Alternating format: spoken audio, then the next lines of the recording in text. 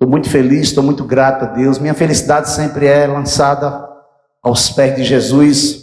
A minha felicidade um dia foi voltada para as coisas que eu estava vendo. Era uma pessoa muito empolgada, tive que cair muito para me levantar e tive que levar muitas lições da vida para aprender a amadurecer. E um dia Jesus me resgata e disse: eu vou tirar os carrapichos, eu vou limpar você e depois eu vou usar você. Abra sua Bíblia no Evangelho de João, capítulo 12, por favor. Eu gostaria de falar com vocês hoje de um texto bem conhecido e que é muito peculiar a um servo, a um crente, a um discípulo, e que Jesus traz um aprendizado aos nossos corações através desse texto bíblico, assim impactante, porque a palavra de Deus, assim como as suas infinitas misericórdias se renovam a cada manhã, a palavra dele, todas as vezes que nós lemos, ela nos traz uma revelação singular. E como foi ele que falou comigo? Primeiro falou com a pastora, depois falou comigo, e eu vou tentar repassar para a igreja hoje à noite o que é que ele quer falar para a gente, tá? Amém? Evangelho de João, capítulo 12, a partir do versículo 26. Queria que você prestasse atenção bem no seu texto, olhe para a sua Bíblia e procure ler o que está escrito aí, tá? Se alguém me serve, siga-me. E onde eu estou, ali estará também o meu servo. E se alguém me servir, meu Pai o honrará. Agora a minha alma está angustiada. O que direi? Pai, salva-me desta hora? Não, pois foi precisamente com este propósito que eu vim para esta hora. Versículo 28. Pai, glorifica o teu nome. Então veio uma voz do céu: eu já o glorifiquei e ainda o glorificarei. A multidão que ali estava e que ouviu aquela voz dizia ter havido um trovão. Outros diziam: foi um anjo que falou. Então Jesus explicou: não foi por minha causa que veio esta voz, e sim por causa de vocês. Querido Deus, amado Pai, Tu que és bispo e pastor de nossas almas, eu te louvo, eu te adoro na beleza da Tua santidade, juntamente com a congregação dos santos, Senhor, juntamente com a Tua noiva, com a Tua igreja. Fala conosco, Senhor, porque nós queremos ouvir a Tua voz através da ministração da Tua palavra, em nome de Jesus. Eu estou intitulando essa mensagem de siga-me, siga-me. Ser um seguidor de Jesus implica em algumas decisões do seguidor, daquele que está seguindo. E de fato é imprescindível, necessário compreendermos com exatidão nossa posição de servo, de serva, nossa disposição de discípulo. Porque se não tivermos isso bem claro, nítido em nossos corações, não conseguiremos expandir nosso relacionamento cristocêntrico. Se nós não tivermos clareza do que é ser um discípulo, do que é ser um servo, do que é seguir a Cristo, como estou servindo, o que estou fazendo. Se nós não tivermos nitidez no nosso coração, nosso relacionamento com Cristo será um relacionamento medíocre, pequeno, sem profundidade, no raso. Vai haver um momento que ele vai entrar no seu barco e vai mandar você ir para as águas profundas. É preciso nós entendermos quem nós estamos adorando, por que estamos adorando e para que nós estamos o adorando. Porque eu, mediante a própria lei, morri para a lei, a fim de viver para Deus. Estou crucificado com Cristo, logo, já não sou eu quem vive, mas Cristo vive em mim. E esse viver que agora tenho na carne, vivo pela fé no Filho de Deus, que me amou e se entregou por mim. Não anulo a graça de Deus, pois se a justiça é mediante a lei, segue-se que Cristo morreu em vão. Gálatas, capítulo 2, versículos 19 a 21. Se eu não compreender estes princípios, eu posso muito bem, em dado momento, me encontrar agindo e reagindo pela lei. Se eu ajo e reajo pela lei, o que é que isso quer dizer? Que eu estou anulando a graça de Deus e, consequentemente, me condenando mediante a própria lei. Porque eu estou declarando que Jesus morreu em vão. Você vê como isso é sério? Eu preciso saber quem de fato é o meu rei, é o meu Deus, é o meu Senhor, é o meu Salvador, é o Messias, aquele que veio, aquele que morreu e aquele que ressuscitou.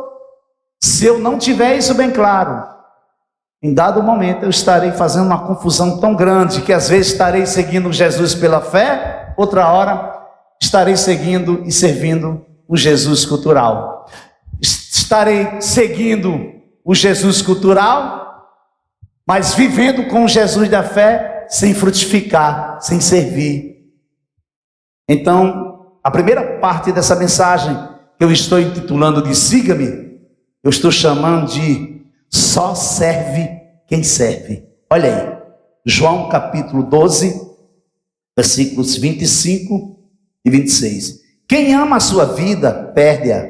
Mas aquele que odeia a sua vida neste mundo, irá preservá-la para a vida eterna. Se alguém me serve, siga-me. E onde eu estou, ali estará também o meu servo.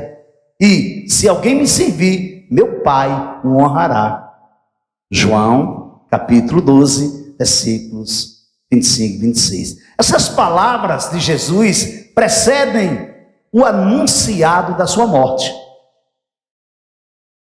Jesus irá mostrar com seu próprio exemplo de vida e morte a necessidade de compreendermos o que estamos fazendo e como estamos fazendo. Porque se eu não sirvo para servir, então para que eu sirvo? Aí cabe a você olhar para dentro do seu homem interior, para dentro da sua mulher interior, e vem a nossa mente, traga à sua mente a passagem de 1 Coríntios capítulo 11. Examine-se o homem a si mesmo, coma do pão e beba o cálice. Necessário. Só que Jesus, na época de Jesus, esse exame, esse autoexame era diário. Porque todos os dias Jesus sentava com eles e se relacionava e comiam juntos. Então sempre que eles iam orar para comer, para participar das refeições, eles oravam e eles faziam esse autoexame. Examine-se o homem a si mesmo. Reação e beba do cálice. A pergunta é: quando você senta na mesa da sua casa para comer com seus filhos ou com seus familiares, você tem feito um autoexame? Você tem orado pelas suas gerações? Você tem orado por aqueles que estão passando fome? Você tem orado pelas nações que estão padecendo de fome? Crianças que a 5 em 5 minutos morre uma criança de fome. Quando você senta na sua mesa, você tem agradecido a Deus? Você tem clamado a Deus por essas nações? Esse é o papel do discípulo, esse é o papel do servo, esse é o propósito do seguidor de Jesus, daquele que se entregou, daquele que se aproximou dele e se entregou-se sem reserva. Entender que se nós não participarmos das marcas de Cristo, dos sofrimentos de Cristo, nós estaremos sujeitos a não participar das bodas do Cordeiro, amado. Só existe alegria? Não. Existe tristeza. Existe lágrimas. Mas o que é que a sua palavra nos diz? Que nós devemos nos alegrar com os que se alegram. E o quê? Chorar com os que choram. Então isso é maravilhoso. Isso é maravilhoso. Veja, a compreensão contextualizada da fala do mestre. O texto nos apresenta um momento em que alguns gregos chegam na cidade para adorar na festa. Se aproximaram de Filipe, que era de Betsaida, na Galileia, e pediram: queremos ver Jesus, você pode nos ajudar? Olha que contexto Jesus vai entrar, que contexto ele está falando. Quando Filipe e André foram consultar Jesus, ele respondeu: o tempo é agora. Diga comigo: o tempo é agora. Agora diga para ele, diga: o tempo é agora. Chegou seu tempo, chegou sua hora. Chegou a hora de o Filho do Homem ser glorificado. Então ele diz: em verdade lhes digo, se o grão de trigo caindo na terra não morrer, fica ele só. Mas se morrer, produz muito fruto. Evangelho de João, capítulo 12, versículo 24. Está no texto base, né? Perceba que existe uma disposição de renunciar à semente. É tremendo. Perceba que tem que existir uma disposição do nosso coração para renunciar à semente, lançando-a no solo para que ela possa morrer. Agora, mas isso aqui é um mistério tremendo. Jesus nos apresenta algo espetacular, mas ele vai mostrar isso na prática, com a sua própria vida e morte. Ouçam com atenção, diz ele: a não ser que o grão de trigo seja enterrado no solo e morra para o mundo, não será nada mais que um grão de trigo. Meu Deus!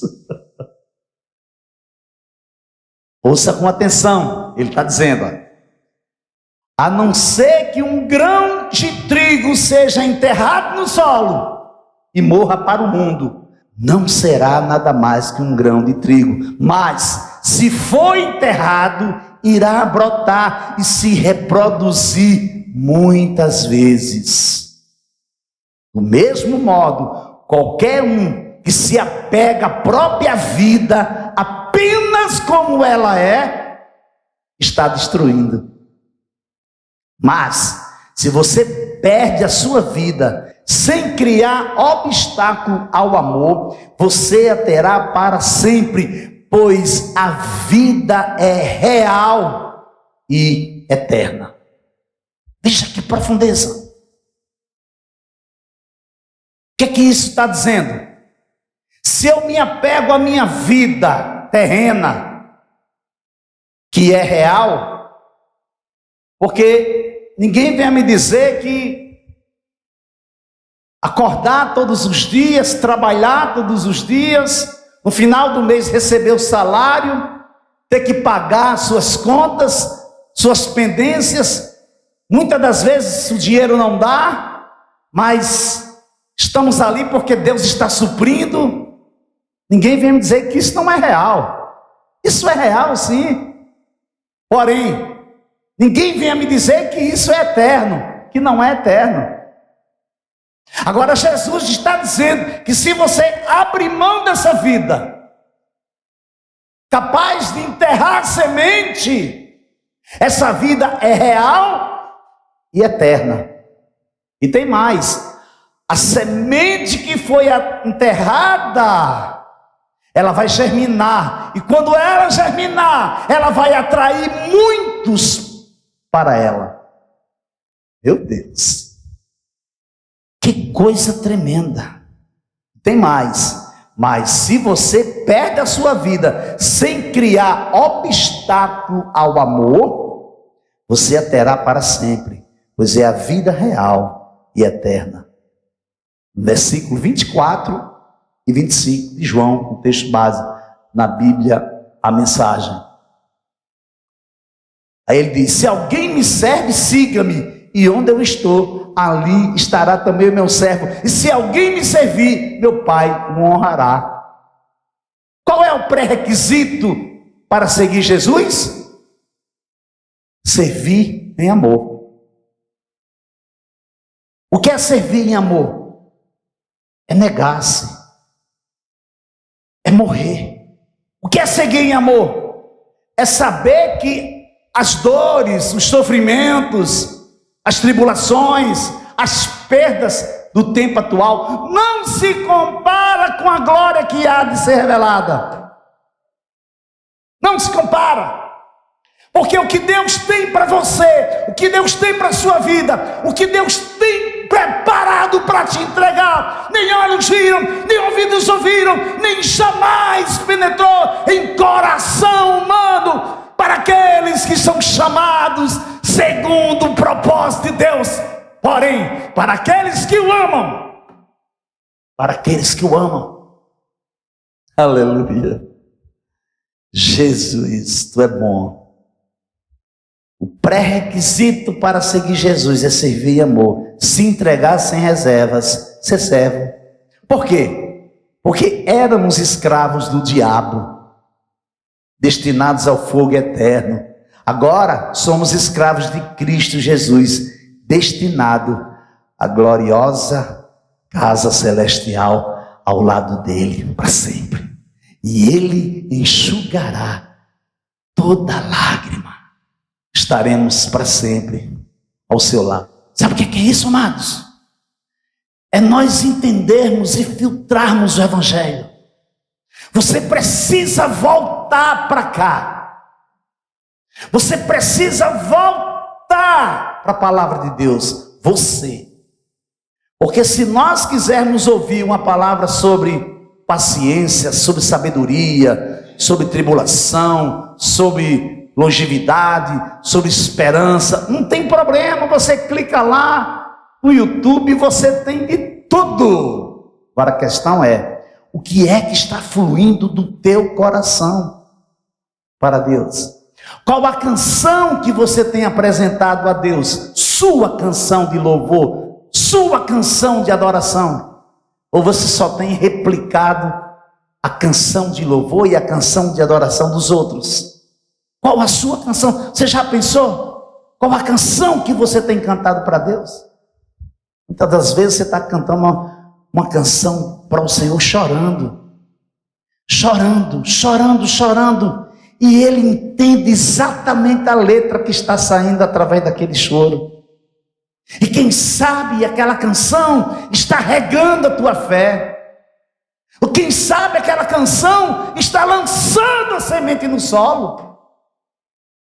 Quem sai andando e chorando enquanto semeia, voltará com júbilo, trazendo seus feixes. Meu Deus!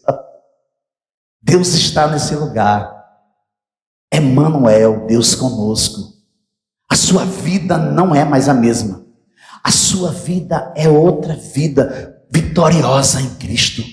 Não permita que o diabo fique jogando na sua cara que você é um derrotado, que você é uma derrotada. Você é mais do que vencedor em Cristo Jesus. Você pode todas as coisas naquele que te fortalece. Segunda parte dessa mensagem. Angustiado, porém obediente. Veja aí. Evangelho de João, capítulo 12, versículos 27 e 28. Agora a minha alma está angustiada. O que direi? Pai, salva-me desta hora? Não, pois foi precisamente com este propósito que eu vim para esta hora. Pai, glorifica o teu nome. Então veio uma voz do céu. Eu já o glorifiquei e ainda o glorificarei. No centro do seu evangelho, João nos apresenta a mais importante declaração de Jesus, do Jesus glorioso. É tremendo, né? No centro do seu evangelho, João nos apresenta a mais importante declaração do Jesus glorioso. A glória de Deus, o brilho resplandecente de Deus no chão da nossa casa. Com certeza tem a ver, talvez, tudo com a morte e o sepultamento de Jesus que se aproximava. Jesus declara para os seus discípulos que era chegado o tempo do Filho do Homem ser glorificado. Está no versículo 23. Portanto, era necessário que eles reaprendessem as lições básicas. Está vendo, amado? O que é que está acontecendo? Eu creio assim, sem reserva, que Jesus está voltando. Os sinais estão se cumprindo. Eu creio que o Rei dos Reis está voltando. Está prestes esse céu se rasgar de ponta a ponta e ele descer com seus anjos. Então, é necessário, se faz necessário, a sua igreja reaprender as lições básicas, amados. Voltar a ruminar as lições básicas, para que nós sejamos completamente agraciados pela sua vinda. Pois Jesus usa a palavra mais brilhante do nosso vocabulário e a relaciona ao poço mais sombrio da experiência, uma morte violenta e excruciante. Tudo estava associado. A glória deveria ser recontado. Eita Jesus! O que é que você tem trazido à sua memória? Você tem trazido à sua memória algo que te dá esperança? Você tem se apresentado diante de Deus e tem somente pedido para Ele? Ou você tem trazido à sua mente as experiências que você já viveu, que impactaram a sua vida? Um dia que você se permitiu que a sua vida fosse um instrumento na mão dele para alcançar o cansado, o perdido, o que estava no chão. Você foi lá e estendeu a mão. E você olha hoje através dos tempos e você vê essa pessoa com a vida totalmente restaurada. E às vezes você se acha, meu Deus, eu parei no tempo, mas olha meu fruto. Foi frutificação da minha vida. Ela caminhou, ele caminhou, ele está longe. Olha como esse homem cresceu, olha como essa mulher cresceu. E você olha para você e você diz, o que foi que aconteceu? Eu parei no tempo. Mas ainda há tempo, ainda dá tempo. Precisamos reaprender as lições básicas, precisamos retomar o ponto de partida, mas com uma mentalidade cristocêntrica, uma mentalidade focada na certeza, na verdade, lançando fora toda dúvida e lançando sobre ele toda a vossa ansiedade, porque ele tem cuidado de vós. Você crê nisso? Você pode aplaudir o Senhor nesta noite? Aleluia! A metáfora que Jesus usa apresentando a semente e seu destino permite que sejamos incluídos na história. como ele fez com tanta frequência, ele usa a metáfora da semente para nos levar a algo que não nos é familiar. Ou seja, o mistério que Deus quer que participemos. Porque nem tudo Deus nos revelou. Nem tudo Deus revela para o homem. Mas Deus nos traz para a sua presença, para se revelar, para nos mostrar que o que Ele mais quer é a nossa vida restaurada, é ter intimidade com você, é intimidade comigo, é ter intimidade com seu povo. O desenvolvimento da nossa vida relacional com Ele, mediante a nossa vida íntima com o Filho e com o Espírito Santo. Abra sua Bíblia em Lucas 14, versículos 25 a 27, por favor. Grandes multidões acompanhavam Jesus. E ele, voltando-se, lhes disse: se alguém vem a mim e não me ama mais do que ama o seu pai, a sua mãe, a sua mulher, os seus filhos, os seus irmãos, as suas irmãs e até a sua própria vida, não pode ser meu discípulo. E quem não tomar a sua cruz, vier após mim, não pode ser meu discípulo. Lucas capítulo 14, versículos 25 a 27. Jesus faz uma escolha de obediência em amor ao Deus Pai. Cumprir sua missão. Cumprir a missão pelo qual ele foi enviado. Morrer pelos nossos pecados. O santo pelo profano. O resgate pela entrega. A morte pela vida de muitos. Meu Deus, que coisa tremenda, né? O santo, diga comigo, o santo, diga e você repete. O santo pelo profano, o resgate pela entrega, a morte pela vida de muitos. Conclusão. João capítulo 12, versículos 29 a 32. A multidão que ali estava e que ouviu aquela voz dizia ter havido um trovão.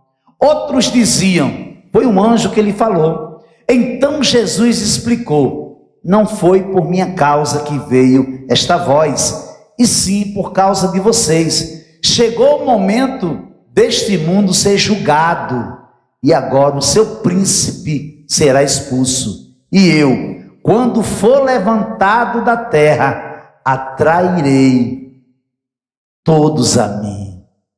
João capítulo 12, versículo 29 e 32. Já viu? Jesus, ele faz a via cruz, né? Sofre as nossas dores. É pregado numa cruz. Ele é pregado, depois ele é levantado ao madeiro. O pai, vendo seu filho sem pecado, o cordeiro imaculado, santo, ele resolve transformá-lo em pecado, para que nós nos tornássemos justiça dele. Jesus agoniza na cruz, de um lado, um ladrão, do outro ladrão. Um está xingando ele: desce daí, se você de fato é o filho de Deus, desce daí, salvou a muitos, agora não pode nem salvar a si mesmo. O outro é tocado e diz: cala-te, você não sabe o que você está dizendo? Senhor, olha para mim, tem misericórdia de mim. Ele disse: ainda hoje estarás no paraíso comigo. Jesus disse: Pai, Perdoa-lhes, porque eles não sabem o que fazem. Você sabe o que é isso, amados? Isso é a palavra de Deus se cumprindo na sua literalidade. De que você tem medo? Por que você está angustiada? Por que você está chorando? Sua vida já está consumada em Cristo. Pai, está consumado. O preço já está pago. Não existe mais transgressão. Agora, o pecado que se encontra diante de nós quer nos parar. Você sabe que pecado é esse que está diante de você? É você mesmo. É sua carne, é seu corpo, que quer te parar a todo instante. Deus te presenteia e você joga fora. Deus fala com você, você entende, mas você não faz. Você chora quando você ouve a voz dele, se emociona, mas não se arrepende, não cai em si. E Jesus nesta noite diz para você: siga-me, mas negue-se. Você precisa entender que a casa não é sua, o marido não é seu, o filho não é seu, a vida não é sua, é tudo meu. Então, do que é meu, cuido eu, e sei cuidar. Mas você tem cogitado em dois pensamentos. A multidão ouviu aquela voz e dizia ter havido um trovão. Outros diziam: foi um anjo. Foi não, amados. Foi não. E quem está falando com você nesta noite é o próprio Deus, através da sua palavra. Esse pobre pecador, esse vaso aqui não é nada, mas a palavra dele é tudo. E ele está falando para você que não foi um trovão que falou com você, não foi um anjo que falou com você. E Jesus, é preciso Jesus explicar para eles: não foi por minha causa que veio esta voz, e sim por causa de vocês.